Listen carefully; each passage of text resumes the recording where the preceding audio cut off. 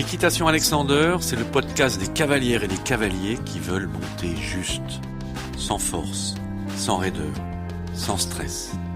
Le podcast pour monter fluide, avec grâce, avec tact, attentif à vous-même, connecté à vos chevaux. Foulée après foulée, saut après saut, transition après transition. Ce podcast vous est présenté par Véronique Bartin, instructrice d'équitation et professeure de technique Alexander, et par Jean-Pierre Tiffon, coach et préparateur mental. Ensemble, nous vous donnerons des conseils, des trucs, des techniques pour mieux fonctionner avec votre corps et mieux fonctionner avec votre tête, et ainsi mieux respecter le physique et le moral de vos chevaux. L'équitation Alexander m'a permis de prendre conscience de mon corps, de comment fonctionne mon corps, et finalement ça me sert tous les jours, pas qu'à cheval, dans mon quotidien. Je me rends compte de tous mes gestes, de la façon dont je les fais, la façon dont je me tiens. Mon cheval fonctionne mieux, vu que je fonctionne mieux moi-même. Moi, avec Véronique Bartin, j'ai pris conscience d'avoir la possibilité de stopper mon action dans le mouvement, à cheval, afin de prendre du recul sur la situation pour trouver une solution adéquate. La puissance de mon dos. Je me rends compte que il est hyper puissant, que je peux arrêter un cheval rien qu'avec mon dos. Quand une émotion m'arrive, de prendre un petit peu de recul sur les choses et réagir différemment. À mon sens, l'équitation Alexander est l'école de la perfection. Et maintenant, place à cet épisode d'équitation Alexander. Comment réussir sa sortie de piste et le débriefing après une épreuve? C'est une question importante qui va vous aider pour la suite. On voit tout en sortie de piste. Sans faute ou dans le temps, il y a des explosions de joie extraordinaires. 4 points ou une difficulté sur un obstacle au cross.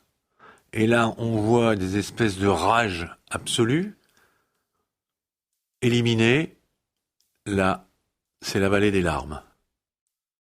Donc, comment réussir votre sortie de piste et le débriefing? Je vais vous donner plusieurs conseils. Le premier, conseil absolu, ne faites pas payer à votre cheval les frustrations de votre épreuve. Il n'y est pour rien.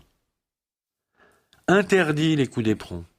Interdit les coups de manchette sur la bouche.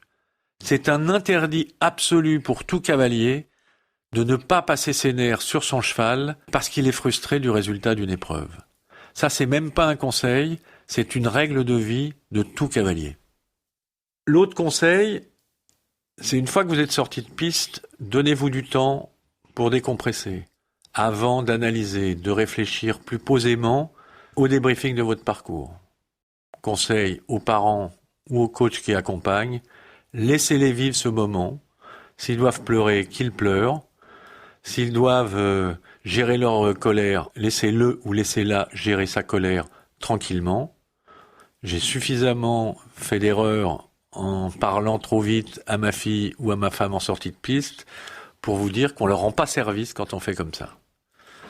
Après, quelques conseils sur le débriefing lui-même. Alors, je vais vous dire quelque chose qui surprend beaucoup les Français. C'est commencer par vous demander qu'est-ce qui était bien dans votre épreuve. Qu'est-ce que vous avez réussi, même si vous êtes 4 points, même si vous êtes 8 points.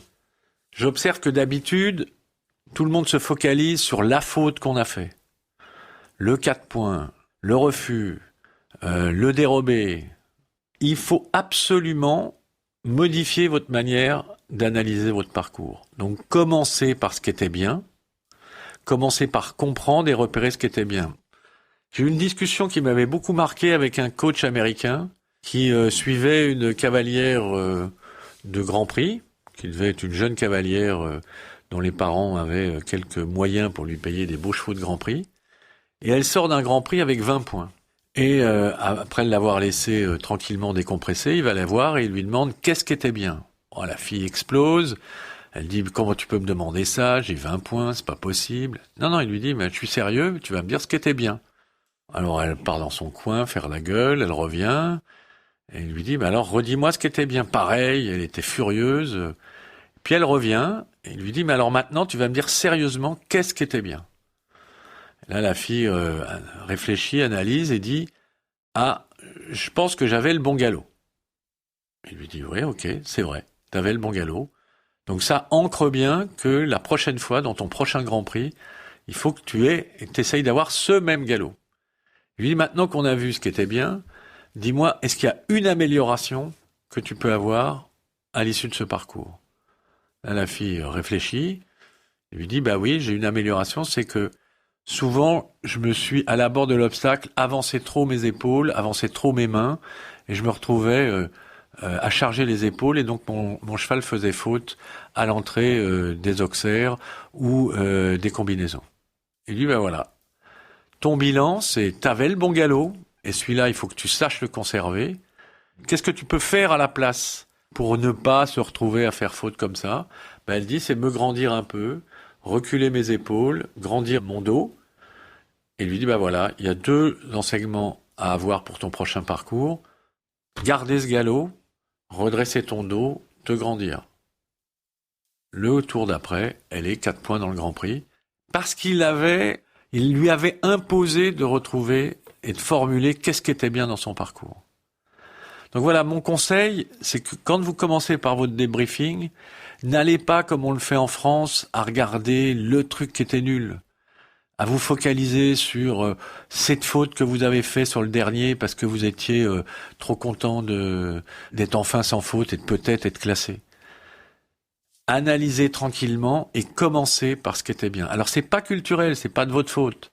Moi je me souviens toujours de notre fille, on va rencontrer sa maîtresse, ça devait être en CE1 ou CE2, et on demande à la maîtresse, alors qu'est-ce que vous pouvez nous dire de notre fille? Elle dit, il n'y a rien à dire, tout va bien. Donc en France, quand tout va bien, il n'y a rien à dire. Donc ça veut dire qu'on a des choses à dire que quand il y a des choses qui vont pas bien. Donc mon conseil, le débriefing, vous commencez par identifier ce qui va bien, trouver 1 ou 2 améliorations à apporter à votre parcours, à votre cross ou à votre prise de dressage, et focalisez-vous en vous disant la prochaine fois, je conforte ce qui était bien et j'améliore ce que j'ai repéré à améliorer. Quand vous ferez des débriefings comme ça, les concours d'après, vous aurez progressé. Pour en savoir plus, venez nous retrouver en stage chez nous, à la Bidauderie, ou chez vous, en région. Vous pouvez aussi approfondir en lisant chez Belin, l'équitation par la technique Alexander et le cavalier idéal. Vous pouvez nous retrouver sur notre site, méthodealexander.com, sur les réseaux sociaux, la page Facebook Méthode Alexander, Instagram Équitation Alexander et la chaîne YouTube Équitation Alexander. Un dernier mot pour finir, un cavalier bien dans son corps et bien dans sa tête, c'est un cheval bien dans sa peau. Le podcast Méthode Alexander, une production Éclat Agency.